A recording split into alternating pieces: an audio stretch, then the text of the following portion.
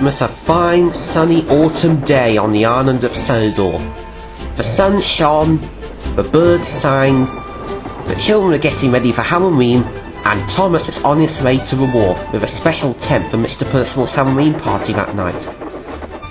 On the way, he had to stop at a signal. The rescue team were already there. They were having a training exercise. Today's topic is a bonfire. "Now," said Sheriff, "it's that time of year when people have fires in their garden." Thomas was worried. "Do you mean they start fires on purpose?" asked Thomas worriedly. "Of course they do," Thomas said his driver. "Old leaves, dried wood, and even old things lying around that people don't need anymore." It made Thomas excited. Mr. Percival is planning a Halloween party tonight and is having a bonfire. Everyone's gonna come in fancy dress. I'm not sure if that control will. Do you like fancy dress, Sheriff? "Oh, no. It's not my kind of thing at all. I'm only going because I was asked." "But keep your mind on the job, team. Put that fire out," said Sheriff. So they did.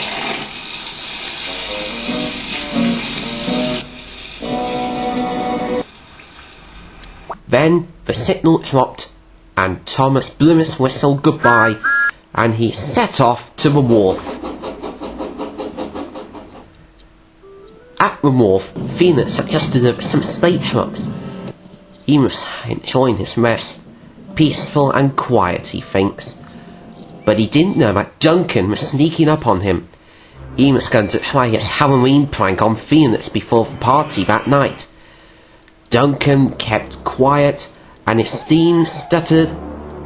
"Woo!" he said spookily. "Oh my God!" cried Felix. He was so scared that he bumped the trucks into the siding. Laughed Duncan. "Fancy being jumped by me. You really are a scaredy, ain't you, Felix? You're scared of everything at this time of year." This made Felix cross. "It's not funny, Duncan. You wouldn't like it if you were being scared," he said crossly. "I'll scare you any day." Chuckled Duncan. "There's no way you're going to beat me at this year's Halloween competition, so you might as well give up right now," he said. And he puffed cheekily away, and he rushed rudely past Thomas, who was just passing by. "Whoa, steady, Duncan!" "Oh, sorry, Thomas," called Duncan. "Okay," huffed Thomas. He trundled in. He was surprised to see Felix looking unhappy. "What's wrong, Felix?" asked Thomas. Felix told Duncan all about Duncan's trick and all about what Duncan had said. "Don't worry, Felix. I'll help you get your own back. I've got a plan. I'll be coming here to the party tonight anyway." "Thank you, Thomas," said Felix. "But Duncan said we should give up right now. There's no way we'll beat him." "Give up?" huffed Thomas. "Why, we've only just started." That evening, on his way to the party, Thomas saw the Fat Controller. He was acting very oddly, making growling noises when really he was practicing a scare for the Halloween party with his new mask. "Are you alright, sir?" "Oh," the Fat Controller heard Thomas, turned around and hid his mask behind his back. "Yes, sir, just a bit of a tickle in my throat, that's all."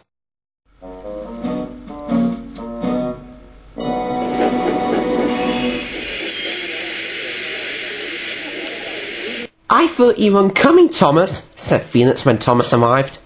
"I told you, Felix, I'm not going to let you down," said Thomas, and he started to tell Felix all about his plan, and soon the crew set to work. Thomas's driver and fireman put up a sign by the wharf that says, "Free Coca-Cola," to fool an example engine to come by. Felix was puzzled. "Why free Coca-Cola?" he asked. Thomas smiled. "That gets them every time," he explained. "Now let's move on." Next, they were covered up in white tarpaulins. "Try this on for size, Felix," said Thomas. "We'll soon spook Duncan and all the other engines. Then we'll see who will win the spooking competition this year." And they waited for Duncan. But what they didn't know was that there was another engine behind them, with a skeleton mask. They had heard about what happened earlier and wanted to join in. Then Duncan arrived. "Oh, free Coca-Cola, eh? Oh, and it's free! I look forward to that. We got him right where we want him, Felix. Okay, let's spook 'em. But they still didn't know that the engine cobbled up to their tarpaulins, and they didn't see their tarpaulins coming off them, and they blown right onto the gunpowder truck and onto the pumpkin lantern, which is a bad thing because the flames started to go onto the tarpaulin.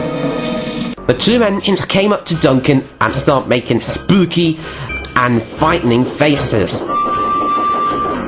Duncan didn't know what they were up to, but he did see the engine behind them at the gap between Felix and the nearby carriage. "Oh, the skull-headed ghost engine!"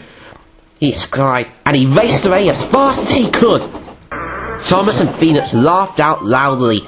They thought they were the ones that scared Duncan. "Boy, that was really good," said the engine. "Why, thank you," said Thomas grandly. "I thought we were pretty good myself." "However," said the engine, "you should have made it sound even scarier, like this." Thomas looked behind and saw the engine. "Ah!" The engine was so scared they raced away. "Ah! Torskadia!" they cried. Then Sir Handel came into the wharf. "I guess I'm the first one here," he thought to himself. "And free Coca-Cola too." But the engine came up behind Sir Handel and bumped him. "Aye, watch it, will you? Why don't you watch..." "What the..." He saw the engine and it made scary noises. "Holy f***, gasped Sir Handel. "It's the skull-headed ghost engine of Sodor!" He raced away quickly. "This is fun," said the engine. Now he wanted to scare more engines. He couldn't wait for the next one to come. A few minutes later, Scar Lurry puffed in. He was getting ready before the party starts. Water and stargazing. It's a winning combination, he said. Then he heard a hissing, steaming noise. "Duncan, is that you mucking about?" he asked. Then there was a big whoosh of steam. "God, Duncan, you really need to work up..." "What the..." He opened one eye and saw the engine.